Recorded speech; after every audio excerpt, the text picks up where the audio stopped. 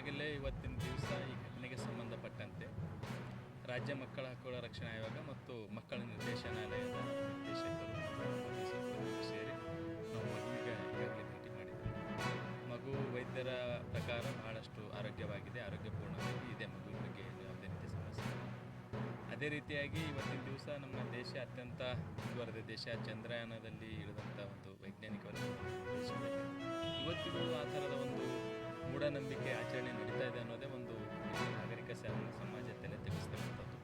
ಹೀಗಾಗಿ ಈ ಘಟನೆ ಬಹಳಷ್ಟು ಇಡೀ ಒಂದು ಮಾನವ ಕುಲಕ್ಕೆ ಒಂದು ಮನ ಕುಲುಕುವಂಥ ಘಟನೆ ಅಂತೇಳಿ ಹೇಳಿಕ್ಕೆ ಆಯೋಗ ಬಹಳ ಕಳವಳ ವ್ಯಕ್ತಪಡಿಸ್ತಾ ಇದೆ.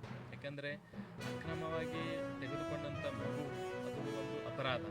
ಅದೇ ರೀತಿ ಬಲಿಪಶಿ ಮಾಡ್ತಕ್ಕಂಥದ್ದು, ಬಲಿ ಕೊಡ್ತಕ್ಕಂಥದ್ದು ಅದನ್ನು ಸಹಿತ ಒಂದು ಅಕ್ಷಮ್ಯ ಅಪರಾಧ. ಜೊತೆಗೆ ಇವತ್ತಿಗೂ ಈ ಥರದ ಮೂಢನಂಬಿಕೆ ಆಚರಣೆ ಜನರ ಮನಸ್ಸಲ್ಲಿದೆ ಅಲ್ಲ, ಇದು ಬಹಳಷ್ಟು ಇಡೀ ಸಮಾಜಕ್ಕೆ ಒಂದು ಬೇಸರದ ಸಂಗತಿ ಆಗ್ತಾ ಇದೆ. ಹೀಗಾಗಿ ಇದನ್ನು ರಾಜ್ಯ ಮಕ್ಕಳ ಹಕ್ಕುಗಳ ಆಯೋಗ ಮತ್ತು ಮಕ್ಕಳ ನಿರ್ದೇಶನಾಲಯ ಬಹಳ ಗಂಭೀರವಾಗಿ ತೆಗೆದುಕೊಂಡಿದೆ.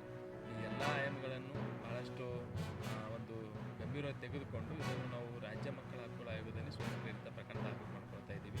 ಕೋಲಾರಿಂದ ಯಾವ ವ್ಯಕ್ತಿ ಈ ಮಗು ಮಾರಾಟ ಮಾಡಿದ್ರು, ಮಧ್ಯಸ್ಥಿಕೆ ವಹಿಸಿದಂಥದ್ದು ಮತ್ತು ಪಡ್ಕೊಂಡಂಥದ್ದು, ಇದು ಒಟ್ಟಾರೆಯಾಗಿ ಅಕ್ರಮ ದತ್ತು ಪಡೆದುಕೊಂಡಂಥದ್ದು. ಹೀಗಾಗಿ ನಾನು ಕೋಲಾರ ಎಸ್ ಪಿ ಅವರಿಗೆ ಈಗ ಮಾತನಾಡ್ತಾ ಇದ್ದೀನಿ. ಈಗ ಮಾತನಾಡಿ ಯಾವ ಕಾರಣಕ್ಕಾಗಿ ಆ ಮಗು ಮಾರಾಟ ಮಾಡಿದ್ರು, ಯಾವ ಉದ್ದೇಶಕ್ಕಾಗಿ ಮಾಡಿದ್ರು, ಮತ್ತು ಇವರು ಈ ಥರದ ಒಂದು ಮಗು ತಮಗೆ ಒಂದು ಗಂಡು ಮಗು ಇಲ್ಲ ಅಂತಕ್ಕಂಥದ್ದು ಸಹಿತ ಅವ್ರು ಹೇಳಿದ್ದಾರೆ. ಜೊತೆಗೆ ತನ್ನಂಥ ಮಗುವಿಗೆ ಈ ಥರ ಒಂದು ಬಲಿ ಕೊಡ್ತಕ್ಕಂಥದ್ದು ಇದು ಸಮಾಜ ಒಪ್ಪಲ್ಲ. ಹೀಗಾಗಿ ಈ ನಮ್ಮ ಮುಖಾಂತರ, ತಮ್ಮ ಮಾಧ್ಯಮಗಳ ಮುಖಾಂತರ ಇಲ್ಲಿನ ಎಸ್ ಪಿ ಅವರಿಗೆ ಹೇಳೋಕ್ಕೆ ಇಚ್ಛೆಪಡ್ತಾ ಇದ್ದೀನಿ.